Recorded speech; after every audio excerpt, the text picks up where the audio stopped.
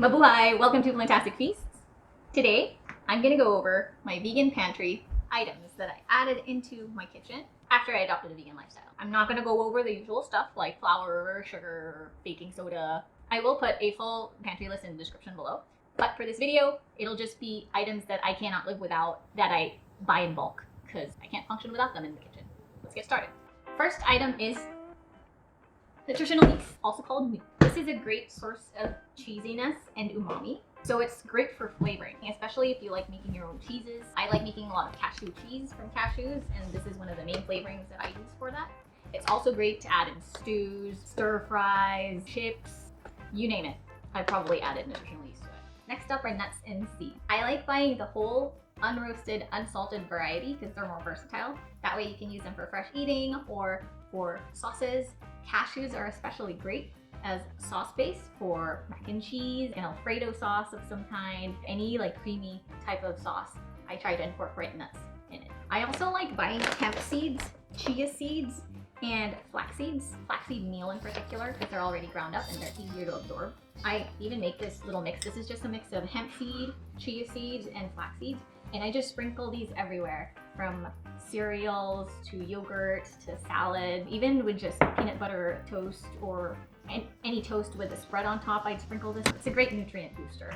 Beans. Canned beans are great to have when you're in a hurry because they're already cooked, so you can just add them to stews and stir fries. Dry beans, on the other hand, they do take a long time to cook. What I like to do is make sure to soak them overnight, and that helps get rid of the chemicals that make you gassy. So try soaking your beans for about 4 to 12 hours. And it's also good to start slow when you're doing beans. Start with eating a few spoonfuls this week, and then the next week you can up your intake a little bit. It helps your gut adjust a little better so you don't get too gassy. They're also a great source of plant protein without the cholesterol. Next up, Soy Curls. I like this a lot. As you can see, I buy it in bulk. Make sure to keep it somewhere where it's not too moist or too hot. The freezer is actually the best place for this, but my freezer is full and I'm using it pretty quickly, so you don't really need to freeze it. It's especially great to use as a chicken substitute because of how similarly it shreds like chicken. I've used this to make sisig, pulled pork, and chicken noodle soups. It's also very bland, so it takes on flavor really well. Next up, nut butters. I have peanut butter here and tahini. I love using these not just as a spread on bread, but also for dressings and sauces. Oils. These are not only great to crisp up some stuff, but they're amazing flavor carriers. I have my vegetable oil for just everyday cooking. Olive oil is a healthier alternative. For olive oil, I usually buy the cold pressed extra virgin olive oil because I heard it's the least processed, so I try to go with that. Another great one to have is coconut oil. I do a refined coconut oil. This is what I use for baking, and it's great because it doesn't have the coconut taste. If you just buy the regular unrefined coconut oil, those have the coconutty taste. If you don't like that, buy the refined coconut oil. There's a whole debate on oil if it's healthy or not. Use it in moderation and just don't use too much of it. I also like adding flavored oils at the end of cooking. Adds a little bit more flavor. And what I realized when I cut out meat from cooking is it also cuts out a lot of the flavored oils that meat brings to the dish. And so adding them in the plant-based version helps give us that mouthfeel that meat usually brings to the dish. That way you won't miss the meat. This is especially important if you're just transitioning from a heavy meat diet into a plant-based diet, is to add some flavored oils there. Garlic oil is a really good one. I have a video on garlic oil and how to make it in the microwave if you're interested. Also gonna link it below. Next are seasonings. These are great for flavoring, and my kitchen can't really function without these. That's why I buy soy sauce here in bulk. They also bring a lot of different antioxidants and minerals into your dish. I would say with herbs and spices, there's so many that it can be very overwhelming if you're just starting to cook. So my recommendation is go by country, because countries have certain herbs and spices that they use. You can kind of use them in the same types of dishes, and you can familiarize yourself with the smells and the taste and the flavor of it. The most that I use in almost everything are these three in the back here, which is the soy sauce, garlic powder, and onion powder. So I would start with these and then I build depending on the cuisine that I'm cooking. Next are some acids. I do like using rice vinegar because it's just tastes milder to me. You can also use apple cider vinegar if you prefer that, or white vinegar, lemons and limes. I like to use them for balancing flavors. When making cashew cheeses, for example, the little bit of acidity that cheese has, I would substitute rice vinegar or lemon. Combine it with nutritional yeast and onion powder and garlic powder. You have a really good cheese base. Oh, don't forget the cashews, of course. One thing that I noticed with acids is some of them do well when you add them in the beginning of the dish. Some of them do well when you add them at the end of the dish.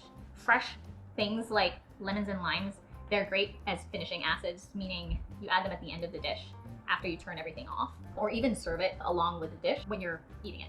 The last one is kind of a mix of just good to haves that I've found really works for me. First one is rice paper. This is so versatile. It's not just great for those fresh Vietnamese spring rolls. I've fried these and made chips out of them. I made wraps out of it. I've even made like a vegan chicken skin from this. Great thing is these are so shelf stable. Next are broths. I have a mushroom broth here that I always use when I'm making any kind of broth. If they lack flavor, I would just drop one of these in.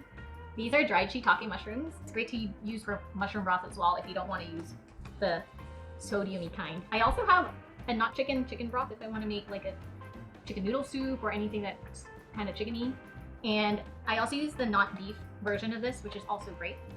It's not sponsored, but they're the best ones that I've found that I like. I have some curry powders here as well, and along that is coconut milk. These are just a great base for making curries. Usually like mixing these two if I'm making Japanese curry. This is also great for just Thai curries or Indian curries as well. So I have this curry powder mix blend. This is a yellow curry. Tomato paste is another good one. I quit buying the canned ones because I always use half of it and I never finish it. They end up getting moldy in my fridge and it's just such a waste. So tube tomato pastes are awesome to have. It's great to add umami to your meals. To add a little bit tomato paste and saute it, and it just adds an extra layer of flavor.